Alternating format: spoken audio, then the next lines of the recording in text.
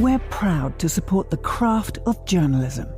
UBS brings you the latest news from around the world with The Globalist on Monocle Radio. Be part of an international network that brings together leading insights, research and technology across 24 time zones and 12 key financial hubs, with you at the centre of it all.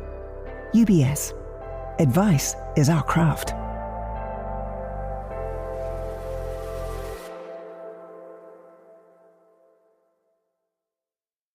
You're listening to The Globalist, first broadcast on the 2nd of July 2025 on Monocle Radio. The Globalist, in association with UBS.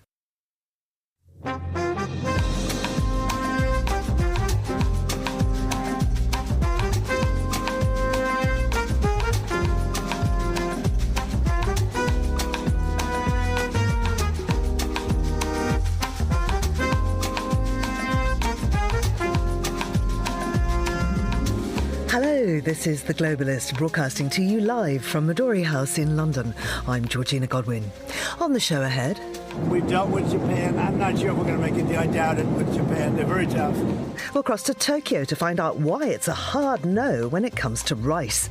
In Spain, world leaders gather for the UN Aid Summit in Sevilla. Plenty of pledges, but little in the way of hard cash. Aston Martin swaps fast cars for penthouse flair as it opens a glitzy new residence in Tokyo. Taiwan, meanwhile, is busy beneath the waves, racing to build its own submarines and sea drones in a bid to stay one step ahead of Beijing. We'll leaf through the day's headlines, plus... Part of the goal is to equip electoral authorities with the knowledge and the skills and understanding in order to combat the challenges. Efforts are underway to keep artificial intelligence out of the world's polling booths, though bots may be quicker than the bureaucrats. We'll have a taste of travel and culinary news, and we'll learn about food on a stick at the Iowa State Fair. That's all ahead here on The Globalist, live from London.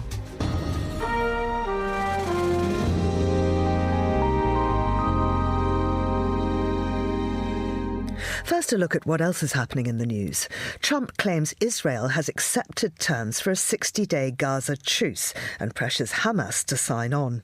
Turkey detains 120 opposition officials, including ex-Izmir mayor, in a sweeping corruption probe seen as a political move. Donald Trump's sweeping tax reform bill has been passed by the Senate Republicans 51-50. And French Prime Minister François Bayrou survived his latest no-confidence motion in Parliament yesterday, after the far-right National Rally lawmakers refrained from backing a measure brought by his opponents on the left. Do stay tuned to Monocle Radio throughout the day for more on those stories. Now, US President Donald Trump has warned Japan it faces tariff hikes of up to 50% if a deal isn't struck by the 9th of July, with a formal letter expected soon. Japan says it won't compromise on agriculture, especially rice, just as domestic prices and production face pressure, and warns that a continuation of the 25% tariff on car imports would do serious economic damage. Well, I'm joined now by Monocle's Tokyo Bureau Chief and Senior Asia Editor, Fiona Wilson. Fiona, good morning to you. Lovely to have you back on the show. What exactly is Trump threatening here? Are we looking at a broad tariff hike or more targeted pressure? Hi, Georgina. Well, I think you heard from that little clip. I mean, actually, you probably heard the roar of an aircraft in that clip, because he was actually standing on Air Force One as he casually announced that Japan can expect its tariffs to be increased if it doesn't fall into line by the July the 9th deadline. You of course talked about this a lot, but Liberation Day tariffs, which were announced on April the 2nd, there was a 90-day pause while negotiations were supposed to happen. They have been happening with Japan. Poor old Ryosei Akazawa, the man tasked with leading Japan's negotiations, has just had his 7th round of talks, and things haven't moved at all. And Donald Trump appeared to have a bit of a tantrum over the weekend. He's been speaking on Fox News. He did an interview. He's been putting things out on Truth Social. He's called Japan spoiled. And he said that, if Japan doesn't do basically what he wants, then they can expect some increased tariffs. He was talking about 24% is the baseline, is the tariff that they've been they were expecting on April the 2nd, and he's now talking about 30 to 35% or whatever we determine. So curious way to carry out negotiations. I mean, how is Tokyo reading this, though? Is it genuine escalation or is it just hardline brinkmanship? I think it's definitely brinkmanship. I think Mr. Akazawa, he just came back from Washington, obviously very frustrated. He's been a bit more polite than Donald Trump. He described the negotiations as being in a fog, which is rather more poetic than calling the other side spoiled. But yeah, it's a really, really difficult moment for these negotiations. And, the bottom line is that Japan has got huge investment in America, absolutely massive direct investment. But this issue about automobiles is where the sticking point is for Japan. Japan's economy is very, very is built around auto exports, and Donald Trump wants to see more American imports into Japan, and so he's making an issue out of that. And I mean, would those continued 25% tariffs on Japanese car imports, what would that mean in real economic terms? It'd be very, very bad for Japan. And, Mr. Akazawa has said that. There's no denying that it would be very, very harsh. I mean, it's a little bit hard to say just yet what the impact has been so far, because with the pause, the tariffs have not been what they will be. But, it's clear that maybe the auto parts manufacturers are starting to feel it. In terms of exports, Japan's exports to the US dropped in May 11%, but exports of automobiles dropped nearly 25%. So I think you can see what the impact would be. Why is rice the line Japan won't cross? And what's the situation at home in terms of supply and pricing? I mean, this is such a complex issue in Japan. Rice, as you know, it's a staple product, and it's a kind of emotional issue for Japan as well, which Mr. Akazawa said. He said there's not going to be a compromise on rice. I mean, in terms of GDP, agriculture is very small for Japan. It's minimal, actually. But rice is just it's a very symbolic product for Japan. And in fact, Donald Trump's not absolutely correct when he says they won't take our rice. There's a WTO agreement in the mid-90s where Japan has to take, it's a minimum access agreement. Japan has to take 770,000 tons of imported rice. And about half of that does actually come from the US. So if Donald Trump cared to look, Japan did spend $300 million on American rice last year. So it's not that it won't take any rice, but this is an emotional issue. And Japan's rice farmers are very core to the LDP. Now, this is Shigeru Ishiba, the Prime Minister. This is his party. And the agricultural lobby has always been very powerful within the LDP. It would be absolutely disastrous for him electorally to give up on an issue like rice. Would be very, very difficult for him at home. And you have to remember that he's got upper house elections on July the 20th. They're coming up really soon. And he lost his majority in the lower house last autumn. So he's in a very precarious position. Donald Trump won't be bothered about that. But rice is one of these issues that Ishiba just can't give up on. Have we seen any early signs that consumers or businesses in Japan are feeling the pinch of these tensions? Yeah, I mean, like I was saying, exports are down, no question about that. But in fact, the Bank of Japan does a sort of, what's the mood in Japanese manufacturing? It takes the temperature. And its last one, which has just come out, was actually surprisingly upbeat. And everyone who isn't making cars isn't feeling so negative. Tourism is absolutely huge at the moment. Construction is booming. There are other aspects of the economy which are doing very well. So it's a mixed picture. If you're involved in exporting cars, very, very difficult time. Japan has tried everything. It said, look, we make 300,000 cars in America that are being exported from the US. It doesn't seem to count for anything. This is what they're discovering, the Japanese negotiators, that Japan's epic, investment in America is really not counting for anything. So I think if you're not in the auto industry, things are promising. It is difficult. Definitely consumers are feeling the pinch in terms of price rises and this rice prices that we've been talking about. The reason for those price rises are rather complicated, but the Japanese government has long had a policy of controlling the price of rice, and it's slightly gone off-piste recently, and you had this terrible weather in 2023, which means there was a bad harvest in 23, and that's really affecting the price of rice today. So there are a lot of complicated issues, and for Donald Trump to say we need more American cars and more American rice in Japan, a little bit disingenuous and not looking at the whole picture. And certainly on the car front, Japanese cars, there's no tariff on American cars coming into Japan, and the US makers argue that there are other sort of non-tariff barriers. But there are some very, very simple things. If the American makers want more cars in Japan, they need to make their cars smaller for a start. They're simply too big for Japanese roads, more efficient. Cadillac just launched an SUV that they think will work for Japan. You know, they changed the side of the steering wheel. So I think there are things that American automakers could be doing that they haven't done so far. Fiona, I wonder if Japan could possibly lean more heavily on the CPTPP, that Pacific Rim Trade Pact that it helped revive after the US pulled out. Could they go back to that more comprehensively as a way to reduce reliance on the American market? Yeah, there's a lot of talk about that. I mean, you know, that partnership which came out of the TPP, which Trump pulled out of anyway. But that's at the moment that you've got 500 million people in that free trade agreement. That's a very important agreement. And the EU has been making overtures about maybe partnering. I don't know if full membership's conceivable, but there is a discussion about that. So absolutely, I think there's a feeling that the US can't be counted on in these agreements. And yeah, definitely, you know, China is already Japan's biggest trading partner. So you have to remember that. When we're talking about the US negotiations, China is also in that picture. It has its own battles. And if you think the US is negotiating, it's got 18 different negotiations going on. Japan is one of them. It's now saying, OK, we look like we can maybe do a deal with India. So suddenly India's being praised. But this is a shifting picture. And I think, yeah, Japan will be looking like everybody to other partners. And finally, what does Japan hope to achieve by staying at the table? Can they realistically expect Washington to budge? I think what they're hoping for, what they were hoping for was that the US would compromise on this 25% tariff on autos. They thought if we talk about the cars we make in the US, all the investment, that would make a difference.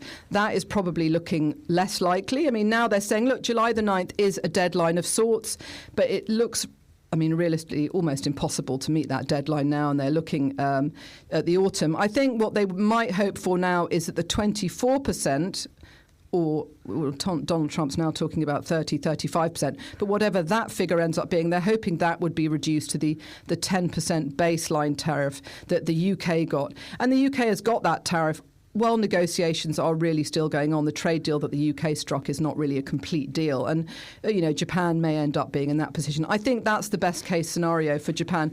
But, as Akazawa, the negotiation leader, said, every time he takes off from Haneda, he doesn't even really have a schedule for meetings. He never knows when he turns up in Washington if he'll even have a meeting. So I think you can see the challenges ahead. Absolutely. Fiona, thank you very much. That's Monocle's Tokyo Bureau Chief there, Fiona Wilson. And this is The Globalist.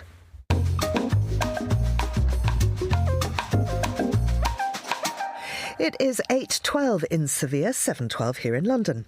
The UN Aid Summit underway in Seville has laid bare a growing crisis in global humanitarian funding, and the absence of the United States is being sharply felt. Washington has not only withdrawn from the summit over political disagreements, but has also frozen new USAID funding since January. The Norwegian Refugee Council and others warn that with major donors stepping back, millions in the developing world are being left without support. Well, I'm joined now by Camilla Wozink, who is Executive Director for Partnerships and Policy at the Norwegian Refugee Council. Camilla, thanks for coming on the show. What do your findings tell us about the shortfall in funding from the developed nations? Good morning, Georgina. No, it's the picture that we're seeing is really extremely bleak. There was a report that just came out, published by ALNAP, which looked at humanitarian funding in 2024, and already last year there was an 11% drop, so the biggest on record really in humanitarian funding, and that was before the big announced funding cuts that has taken place this year. So of course, very significantly, the US funding cuts.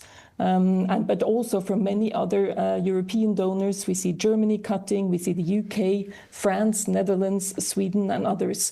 So we really across the board see this abandoning of commitments to international solidarity in country after country. And what impact will this have on the poorest countries? Well, we know that we now have also at the same time a record amount of needs. So we have record high displacement, of course, very relevant for our organization. We have more than 123 million people displaced across the world. That's a doubling in the last decade alone. There's a record high number of conflicts also that is driving this. We have big or relatively recent new conflicts in Sudan, Ukraine, Gaza, and so on, and then ongoing protracted conflicts that are simply not ending in many other places, Somalia, Colombia, DR Congo, and others. And so needs are really growing, and yet the resources available to address them is really not keeping pace. And which regions are most at risk as funding dries up? Well, at the moment, we see it's really across the board. Of course, some of the countries that's been the hardest hit by the US funding cuts, for example, are countries where they have been the most significant or one of the most significant donors. But then also many of the same countries are also hit by these other countries cutting. So, for instance, for NRC, some of the impact that we are seeing, Mozambique would be one example, where we're seeing, investments that have already been made in aid projects. So, for example, water points and so on, now not being refilled, going without water, populations have no access to safe water in these areas. Afghanistan is another good example where that has lost a lot of aid from the US mainly, but also from other donors. We've been there for over 2 decades, and we see our staff really having to make heart-wrenching decisions about who to support and where. We've had to close down community centers that provide legal assistance, protection. We've had to close down a female-only center that is one of the few places where women can get support. And so this is having real impacts. There are sort of big numbers being thrown around, but it's having real impacts on people. Why is Washington not represented at the summit?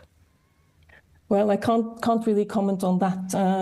What I can comment on is, of course, the fact that the US has cut a lot of its funding for development and humanitarian assistance, and the impact that has had on the whole funding landscape. Are other countries stepping in to fill the gap? Well, there is really not any single country that can fill that gap, but there is, of course, possible to fill the funding gap as such. I mean, if we compare it to, defense spending across the world, or to even the profits of the big international companies, it is really sort of a very small proportion that is needed. But what I think we need a combination of things to happen. We need existing donors that are now cutting to ideally reverse those cuts or maintain as high a level as possible of humanitarian funding. And we clearly need more countries to step up. The 10 biggest donors have been funding 85% of the humanitarian response, and that is not sustainable. There are many other countries that can afford to contribute. We also have the private sector that can afford to contribute. It is an important contributor, but it has gone down a little bit, and it can afford to do more. I think directly related to the conference going on in Seville, we also need to look at how humanitarian funding, development funding, that's for longer term development, and how climate funding go together, because they're also often used in the same countries. And how can we get the most out of each funding stream to address the needs that people have? How are aid agencies dealing with this new normal, and what's at stake if funds continue to decline? Well, I think we all have a huge impact. I think there was a sort of humanitarian plan for how to address the needs that was published by the UN and its partners in December. It identified that there are now 300 million people in need of humanitarian assistance around the world. The aim at that point in December 2024 was to assist 180 million. That would cost $44 billion. Now in June, that has just been revised down. We're looking at the resources that we have and said that we really have to hyper prioritize now. And so now the aim is to assist 114 million people. So that means that only about a third of the people in need would actually get assistance with the resources that we are now asking for. That would cost 25 billion, but so far we only have 6 billion. So it means that even among these 114 million, many risk not getting the assistance that they need. Camilla, what is there good news coming out of the conference? Well, we hope that there will be good news. Of course, we know that there is a wide range of issues being discussed there. For us, the most relevant is the development financing bit. We do hope that that states will commit to increase their spending on development aid and on humanitarian aid again, or at least to maintain it as much as possible. And we do hope also that there can be a better alignment of how we work across humanitarian development and climate financing. Thank you very much indeed. That's Camilla Wozniak there. She's Executive Director for Partnerships and Policy at the Norwegian Refugee Council. Now, still to come on the programme. We present the corn dog. What exactly is a corn dog? Well, Monocle's Ed Stocker will fill me in. This is The Globalist. Craft is a matter of perspective, a unique outlook, an obsessive attention to detail. With UBS House View, you get the big picture in bite-sized articles, delivered daily and curated by over 200 globally connected, locally active analysts, all focused on identifying the latest investment opportunities and market risks to help you achieve your financial goals. UBS, banking is our craft.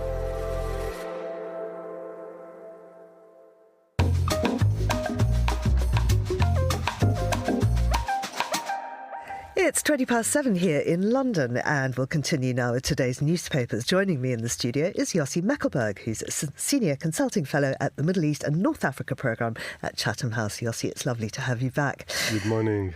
Let's talk about this bill. The big, beautiful bill has gone through. What does it mean for America? Well, everybody's reporting on this. Of course, New York Times is jumping in, saying it puts the nation on a new, more perilous fiscal path. Yeah, it's, again, everything with Trump is big and beautiful, but it's not when it comes to the national debt that probably will push it in the next 10 years to $3.3 trillion. But it's the details of it. It's tax cuts that actually originally goes to his first term in 2017. Now they become permanent. So people that will pay less tax, the debt will go up, and where are the cuts going to take place? It's for Medicaid. It's going to other, subsidizing food for the poor. So it's if the United States, when it comes to the OECD countries, is one of the worst inequalities in the Western world, it will get even worse. People won't get health service, they won't get food when they really need it desperately. At the same time, those who have money will pay less taxes and the debt will go up. So it means to upset not only Democrats who will say, oh, the cuts are from this kind of welfare program. It upsets also Republicans by nature are against that. So, and if you look, also it also showed yesterday how divided in the United States, because the vote was 50-50. And there was a tie-break, almost like in Wimbledon, tie-break that's usually decided by the vice president in coins. So it showed the division. Now it goes to the House of Representatives that actually many Republicans rebelled against it, because it, in the long term, increasing the debt means also increase the cost of borrowing. Because then those who lend say, this is becoming too risky. Mm-hmm. So it's not that beautiful, and probably in the long term, it makes the United States a less equal place, but also economically less viable. Now, one person that's really fighting back on it is Elon Musk, and I thought it was very interesting what Donald Trump said about it. He said that Elon may get more subsidy than any human being in history by far. Perhaps we should have Doge take a good hard look at this. Big money to be saved. So, I mean, the monster's coming for Elon, the man that invented it. Yeah, I mean, the kind of the wrangling between these two is interesting, because obviously it shows their maturity in the way that's putting forward their arguments. Elon Musk is against increasing debt. It's become very personal with Donald Trump. At the same time, the brand of his cars that get so much money from public money as at risk if he upsets Trump, because everything is becoming personal. So I think we should watch this space. It will be more and more interesting. Well, and of course, because Musk has also said that he will back any Republican that votes against this. So, I mean, it has big implications. There are two things. A, it shows the advantage to be the richest person in the world, but also the danger of being the richest person in the world and how you can distort election and democracy, because you go, and especially in a place that there is, the elections are based state to state, constituency, district to district, and by putting enough money against candidates that don't fit your ideology or politics, you can completely distort it against those what most of the people want. There is a real, Musk epitomizes in this sense how you misuse your wealth in order to distort democracy and elections. Now, Benjamin Netanyahu, Israel's leader, is heading to Washington soon for a meeting with Trump. Trump says he's confident that there will be a ceasefire. He says he's going to be very firm with Netanyahu. Yeah. Tell us more. Yeah, Trump is always confident he's going to get something. There should have been a peace between Ukraine and Russia within 24 hours.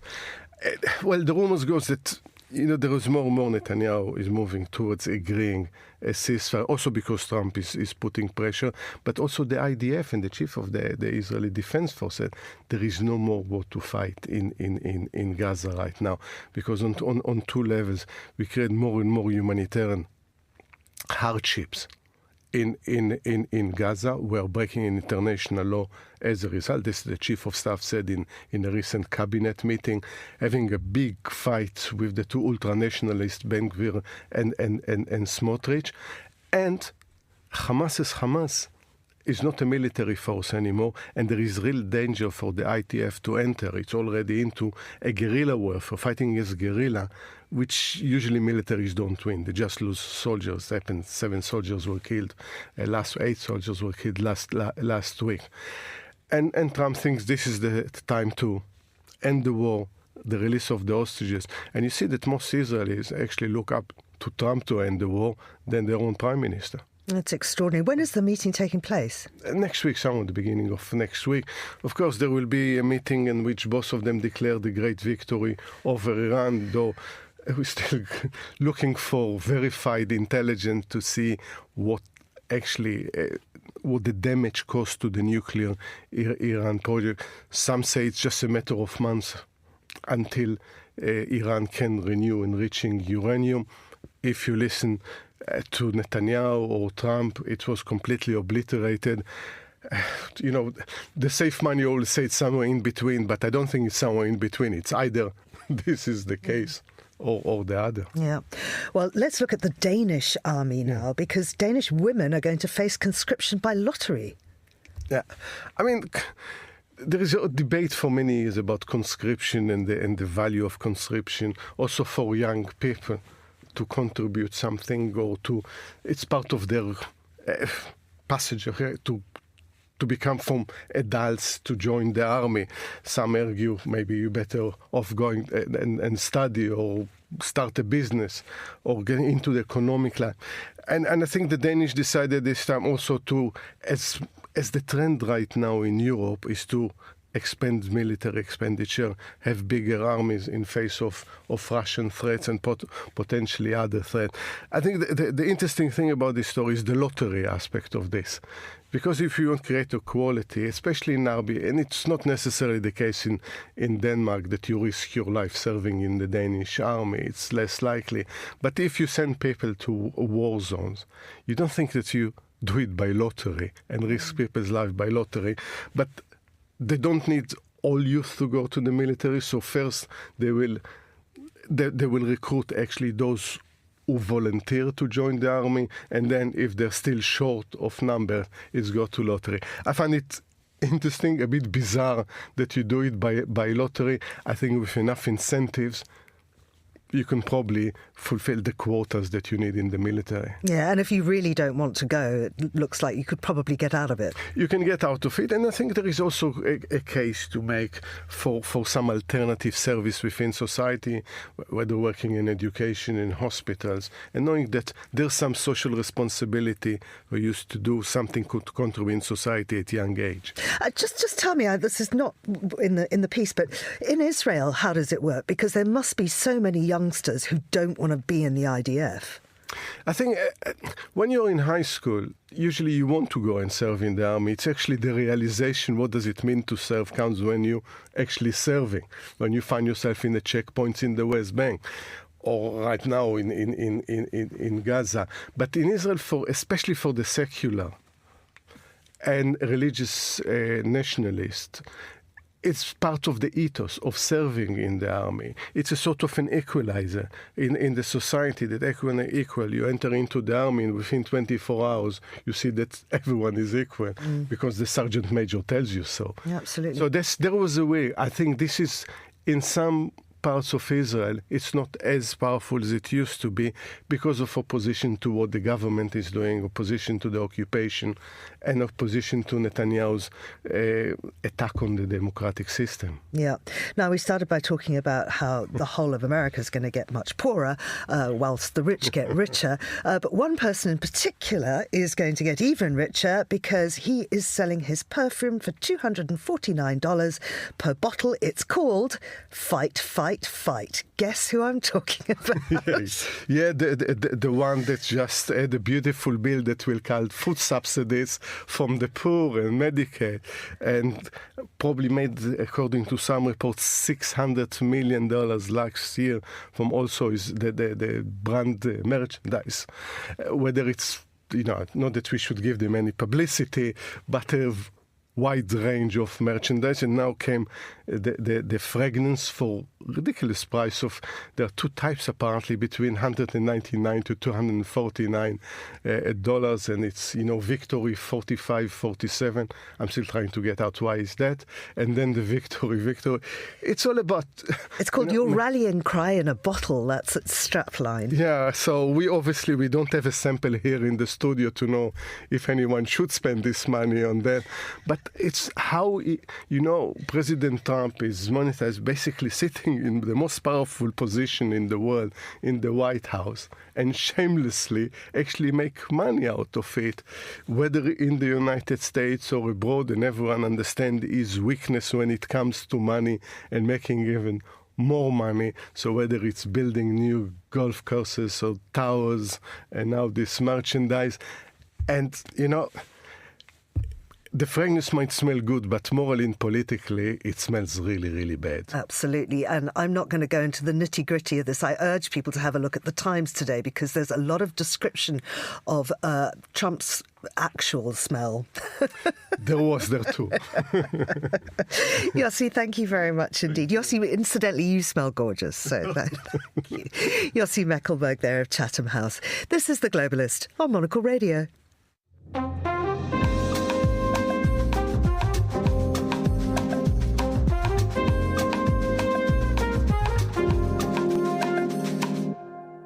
Now, here's what else we're keeping an eye on today. Donald Trump says Israel has agreed to a 60-day ceasefire in Gaza and urged Hamas to take the deal ahead of his upcoming summit with Benjamin Netanyahu. The nearly 2-year war in Gaza has claimed over 56,000 lives as humanitarian groups warn of worsening civilian suffering amid stalled negotiations. Turkish authorities detained 120 officials from the main opposition CHP, including former Izmir mayor, as part of a corruption and tender rigging probe. This sweeping enforcement follows the earlier high-profile arrest of Istanbul's mayor and fuels accusations of a politically motivated clampdown ahead of elections. Donald Trump's sweeping tax reform bill has been passed by Senate Republicans 51-50. Now facing a battle in the House, the bill is estimated to add $3.3 trillion to the national debt. And French Prime Minister François Bayrou suffered his latest no-confidence motion in Parliament on Tuesday after the far-right National Rally lawmakers refrained from backing a measure brought by his opponents on the left. The measure garnered 189 votes, falling well short of the threshold needed to oust the government. This is The Globalist. Stay tuned.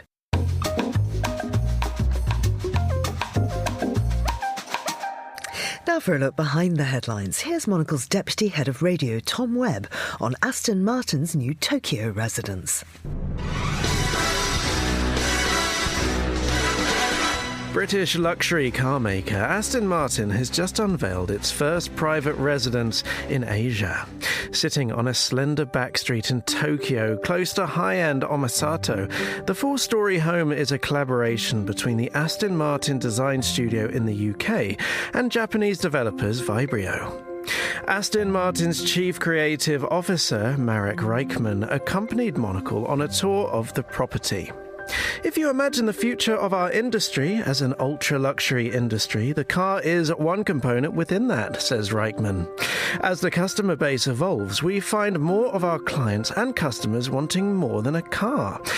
Inside the already sold house is, as a confluence of cultures, evident in the British welded steel elements and the use of carefully crafted Japanese wood. Music comes through a Bowers & Wilkins sound system, who also keep the Aston Martin rocking, while residents can take a dip in a cedar bath on a semi-outdoor terrace. Still associated with James Bond in the minds of many, Aston Martin has preferred to steer towards a Japanese standard of subtlety, opting not to plaster the brand name around the house and creating something that attempts to distill Aston Martin's essence through material and craftsmanship. Reichman is hoping that this house, number 001, will be the first of several, at least as far as 007.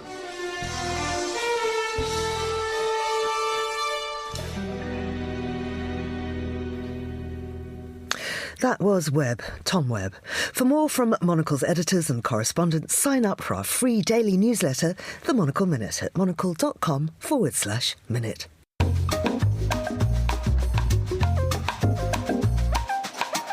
It is 14:35 in Taipei City and 8:35 in Zurich. Taiwan has just completed its first sea trial of a domestically built submarine, part of a wider strategy to boost self-reliance in the face of a potential Chinese invasion, which Taipei believes could come as soon as 2027. The island is also turning to unmanned sea drones, inspired by Ukraine's use of them in the Black Sea, as it doubles down on homegrown maritime defence. Well, I'm joined now from Taipei by William Yang, Senior Northeast Asia Analyst for the International Crisis Group. William, it's good to have you back on the show. Why is Taiwan prioritising building its own submarines over buying them from abroad?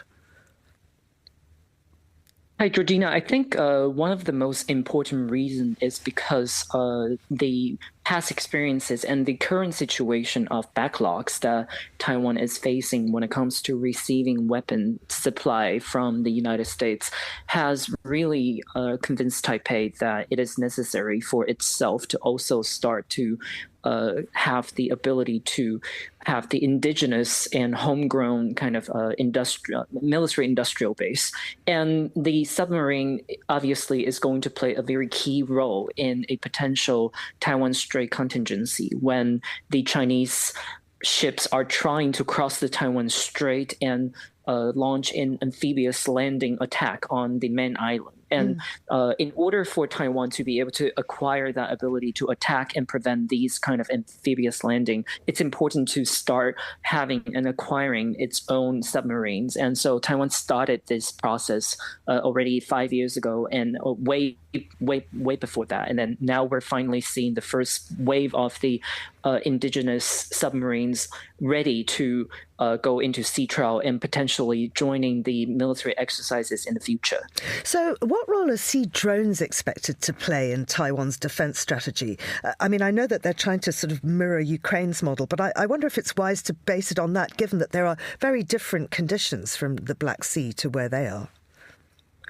Right. I think the sea drones are part of Taiwan's attempt to try to shift from the traditional warfare tactics to a more asymmetric warfare tactic, because this is part of the direction that the United States has been pushing Taiwan into, because of the fact that China just has a way better and larger military capability than Taiwan. So Taiwan needs to start relying more on the unmanned weapons that can reduce the harm and the damage to its personnel, while at the same time effectively using these unmanned weapon systems to cause damage to the Chinese military aircraft or Chinese vessels. And so I think this is the first step that we have seen Ukraine very effectively, despite having a much smaller size of the military, able to actually inflict quite serious damages to the large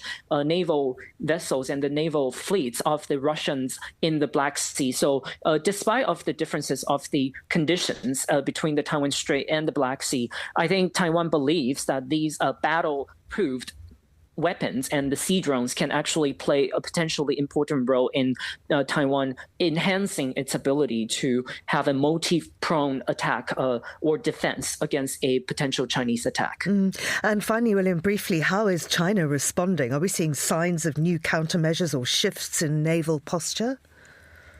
We are continuing to see China seizing opportunity to launch the so-called blockade-style military exercise, which means that they are now showing more and more signs that they're not aiming for directly focusing on the amphibious attack of the main island, but rather trying to master their capability of cutting Taiwan off from the rest of the world and imposing a maritime quarantine or a blockade around Taiwan, so that it will force Taiwan to capitulate in the end and force Taiwan onto the negotiation table.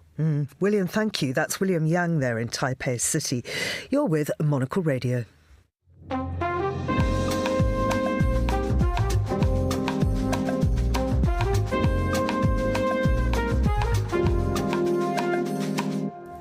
Rapid innovations in artificial intelligence could lead to widespread disruption in the future, whether it's our social interactions, our jobs, or our political systems. This also includes election integrity. A new coalition that brings together election authorities and AI experts wants to tackle precisely this challenge. The AI Advisory Group on Elections officially launched last month at an event in Washington, D.C. Lisa Poggiali of the International Foundation for Electoral Systems, or IFES, spoke about the initiative with reporter H.J. Mai, who began by asking her about the dangers and opportunities related to AI and democracy. So we are seeing AI and democracy coming together in very interesting ways over the past couple of decades. Increasingly, we've seen instances of AI undermining democracy. We are also seeing promising uses of AI that enhance civic participation, that improve relationships of trust between the public and between governments.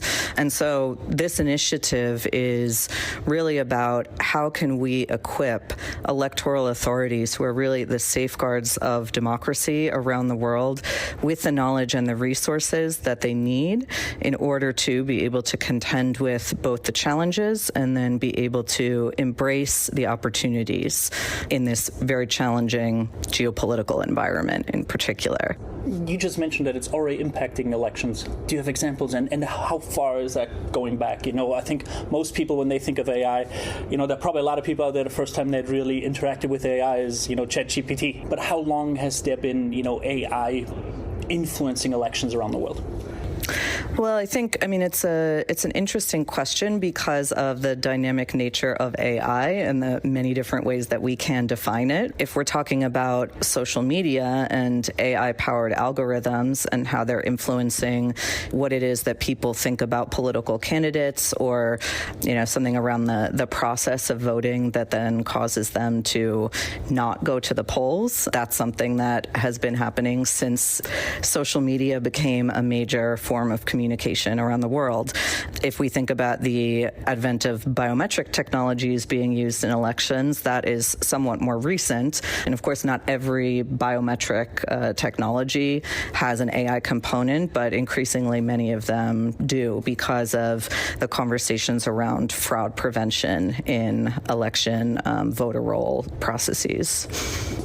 What's then the goal of this initiative to help out countries to basically combat the influence of AI? Part of the goal is to equip electoral authorities with the knowledge and the skills and understanding in order to combat the challenges, but it also is to be able to think about how it is that AI-powered tools can help them in electoral processes. I mean, if you look at a country like Taiwan, for example, where one of our AI Age members, Audrey Tang, who is the first digital minister there, she used AI-powered tools in order to and set up policy processes to incorporate more AI tools.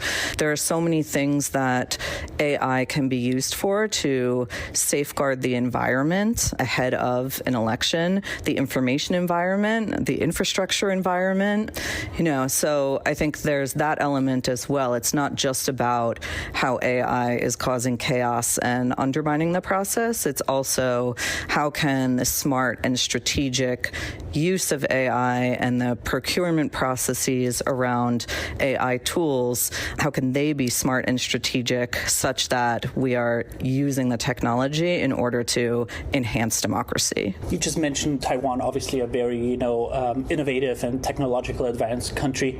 How would you describe the U.S.'s performance when it comes to both what you mentioned, the challenges that AI represents, but also is the U.S. good at using the opportunities?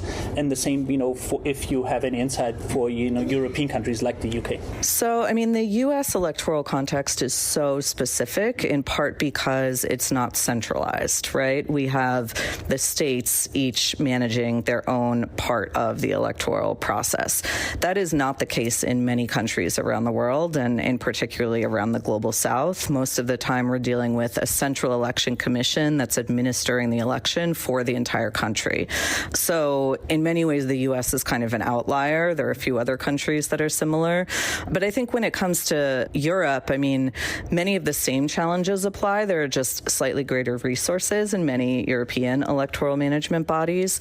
And then I would also say because of the evolving governance processes with the EU AI Act and the Digital Services Act, that's impacting the electoral space. Because you just mentioned the EU AI Act, a lot of people that I've talked with have described the EU as a regulator, but not an innovator when it comes to AI. How does that play into this area? It's really a false premise to pit innovation and regulation against one another. Even in the U.S. context, we can look at various technological advancements over the years, automobiles being a classic one.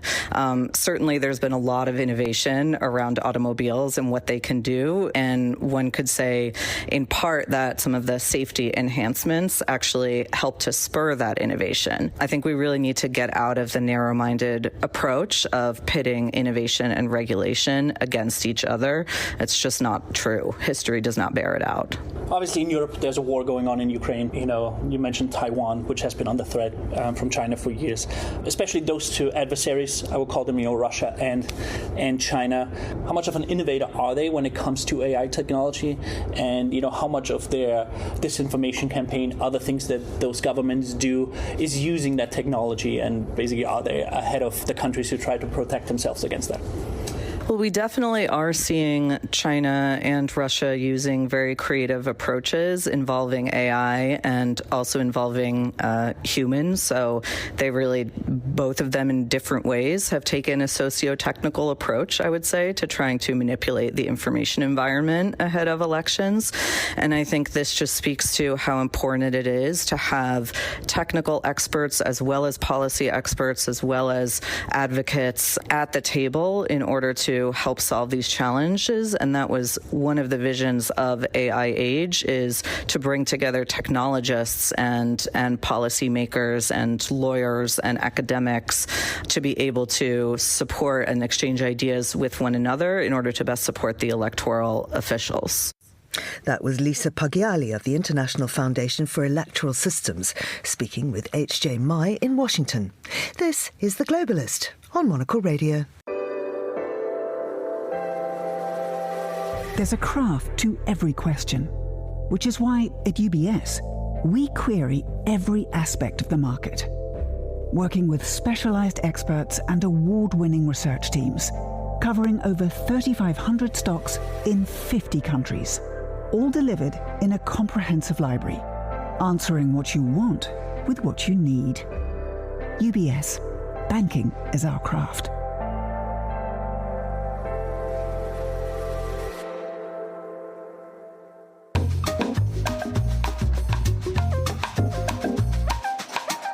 It's time to talk travel news now with Rashmi Narayan, travel, food and drink writer who joins us in the studio. Rashmi, it's lovely to see you. The last time we encountered each other was in Jaipur. It was the Literature Festival. It was so good to see you again. It's lovely to have you here. Now, it wasn't very hot when we were in Jaipur, wrong time of year, but of course Europe is in a huge heat wave right now. How is that affecting travel and tourism, and where could people go if Europe's simply too warm? As you said, it's happened so often now from 2023, 2024. Now I think they have two options. Either go to the southern hemisphere where it's their winter and temperatures are 18 to 23 degrees. The sea is still, very warm. You can see whales. I was in Australia last week and it was fantastic. I said, I can't believe this is your winter because this is like our summer. You have fewer crowds, better hotel prices. And if you think that's too far to go with your children, then go up to Scotland like Aberdeen or Aarhus in Denmark. Alternate destinations are something people have to start considering. Tell us about your Ellis Island trip not Ellis Island, what's it called? The island you were talking about in Australia, Lady Elliot Island. Yes. Lady Elliot Island is the southernmost bit of the Great Barrier Reef. So it's this eco-friendly resort where you don't have any technology or any Wi-Fi. So you just fly out from Brisbane, maybe an hour. It's a gorgeous, gorgeous flight as well. You go past the Sunshine Coast. And once you land, you've got this stunning coral reef. It's the Great Barrier Reef. But you have snorkeling, you have swimming, you have whale watching, everything in warm, decent temperatures. But I saw children, toddlers, everyone just enjoying themselves. Not a single one was using their phone. You know how they want to capture that moment for Instagram? None of that. People were actually immersed in nature. And again, 1 hour from Brisbane, who knew that you could just experience the Great Barrier Reef like that? Extraordinary. So I understand that family travel is really at the heart of what's driving the industry at the moment. Absolutely. And we're not just looking at families with young children or teenagers, but even multi-gen. People want to take their grandmothers, they want to do milestone birthdays, but they're trying to do this one-shoe-fits-all sort of holiday. And again, as coming back to the heat waves, that could really impact how they travel. So I say go to the southern hemisphere. Start planning now so that next summer you're not worried about temperatures hitting 40 degrees because, in the south it's going to be very balmy and reliable. And what do the stats say about Europeans and choosing holiday destinations now? Has it changed significantly? I think the wildfires of 2023 definitely changed that. So many of them were stranded in Greece. So they are actually moving towards cooler destinations, or coolcations as they call it. They just don't want to, they're all so expensive that they don't want to take chances with spending that much money and have things go wrong. So it's definitely changing. Of course, Spain has that nostalgia element of my father went there, I went there. But I think they're trying to change that for their children of, look, we did that. We used to do kids clubs. Maybe it's time we change how we travel. Let's ditch technology, go out to islands where nobody's been and have the place to ourselves and be immersed. I mean, who's done this well? I'm thinking here of Hawaii that's had to kind of pivot. Absolutely. Hawaii also saw wildfires, but what they're saying is, and this is where tourism boards can play a very important role, they start promoting alternate destinations within the same country. So Hawaii is like, stop doing Maui, do Big Island, because, tourists need, the tourism industry needs that, and it's a win-win. You can support each other, and it's equally beautiful. And they've tightened their laws. They have, absolutely. So the only souvenir you take are memories. You can't take anything else back with you. And you actually go to an island where you are completely forgetting that you're here, you're forgetting that you're putting things on social media, you're actually meeting locals, you're eating local food, and you're giving back to them, which they need because all these destinations survive on tourism. Absolutely. Rashmi, in 20 seconds, as somebody who travels for a living, where would you choose to go? Ooh, this is such a good question, and I can't believe I have 20 seconds. But as my next destination, I would say Brazil. Maybe do more coffee plantations, all of that. Rashmi Narayan, thank you very much indeed. This is The Globalist on Monocle Radio.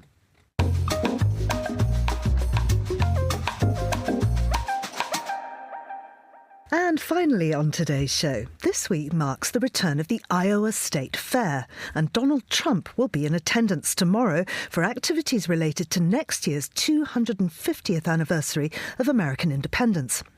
Well, joining me here in the studio is Monocle's Europe editor-at-large, Ed Stocker, who, in a previous life, was our America's editor-at-large and has actually attended the Iowa State Fair. Ed, welcome to the studio. It's lovely to have you here. Why are you not in Milan? It's great. I'm here for a production week, and thank you for giving my previous titles. I just like anything with that large in it, whether it's Europe or the US. Yeah, Ed Stocker living it large wherever he is. And of course, what is very large, I think, particularly for British people who have no idea of the extent of this, is this Iowa Fair. So tell us what it is, why it's so important, and what it was like when you went to it. Oh, I loved it, I have to say. It was amazing. It was one of my favourite pieces I've reported. So I was there a while ago, back in 2019. So when I was there, all the Democratic candidates, as Trump was already essentially the Republican nominee, so it was all the Democrats that were competing there. So I mean, it is a rural fair in Des Moines, Iowa. So you have things like pig appreciation contests, and people riding on horses, and all the sorts of things you would expect of a rural fair. Lots of junk food, just so much junk food, so much food on sticks. Food on sticks, tell me more. Chops on sticks, bacon on sticks, corn dogs. Do you know what a corn dog is? No. It's a hot dog dipped in corn, I believe, but like basically battered. A battered hot dog that has been put on a stick for your eating convenience. I'm getting slightly off topic. I'm feeling my cholesterol explode hearing about it. But anyway, I'm going to get back on topic now. So basically, no. Food on sticks. I understand you can have salad on a stick too. It's not all unhealthy options. I missed that one. Maybe you can. Yeah. I don't remember. Our producer Laura, who is in fact from Iowa, tells me that salad on a stick is a thing. I think she's just trying to stick up for her home state. Okay, now you can get back on topic. So basically, on top of being a rural fair, it is also this amazing piece of political theatre. It takes on particular importance every 4 years, every election cycle, because of the Iowa caucus. Iowa goes first in the convoluted US electoral process. Since 1972, it's gone first. And so it has this kind of oversized importance. And so candidates crisscross the state to try and win over these caucus voters, which is, again, something, it's a very odd system of sort of people gathering together in like town halls and getting into groupings as a way of deciding who your candidate's going to be. And so they turn up at the Iowa State Fair as a way to sort of connect with voters. And the Des Moines Register, which is the newspaper there of record, has this soapbox, basically this forum where all the candidates get up and speak for around 20 minutes. And so there's a horde of press there. It gets seriously amplified by all the media that's there. And these candidates, they go and pay very deferential to the Pork Producers Association. They all go and pay a visit, eat their pork chop, and show how they're connecting with the people of the US. And Donald Trump's been a few times, actually. He was there in 2015, walking through the crowd. 2023, of course, he was there campaigning a couple of times in the past as well. So it's a sort of rite of passage, something you have to do if you're a political candidate. And when I was there, I'm sure it's changed, but when I was there back in 2019, they didn't even have bag checks. They had random bag checks. There was no security, basically. So you could walk in and you get seriously close. It is a media scrum, but you can get right up next to these political candidates and see them very close. So I'm imagining that will change for Trump's Maybe visits. That's obviously, yes, because he's a sitting president. He'll have his security detail. What do you think, apart from enhanced security, we can expect from Trump, and also for this build-up to the 250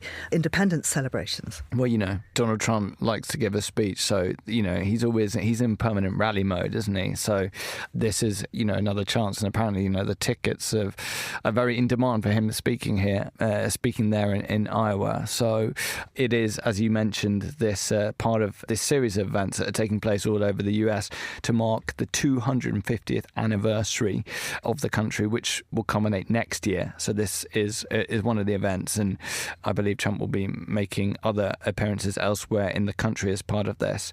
Will he make it political? Will he, a 250th celebration is basically about making America great, isn't it?